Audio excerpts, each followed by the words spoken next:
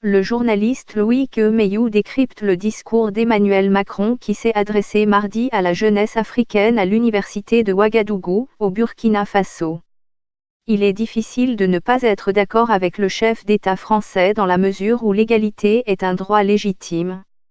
C'est évidemment une bonne chose de rappeler ces principes même s'il faut avouer qu'Emmanuel Macron prêche en terrain conquis. Thomas Sankara lui-même pensait que la femme devait être libre. Emmanuel Macron a rappelé le soutien des tirailleurs africains venus en France lors de la Seconde Guerre mondiale en précisant que la France se devait aujourd'hui d'apporter son soutien à l'Afrique. Les tirailleurs africains ont versé leur sang pour la France et tandis que l'insécurité frappe partout dans le monde, Sahel, Corne de l'Afrique, Occident, le président français prône le rassemblement plutôt que la destruction. Il a d'ailleurs félicité l'Arabie saoudite dans ce sens-là.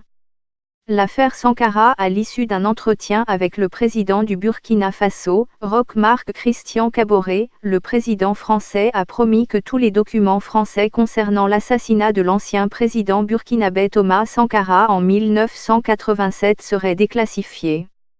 Emmanuel Macron lèvera-t-il le secret défense sur certains documents liés à l'assassinat du père de la Révolution ?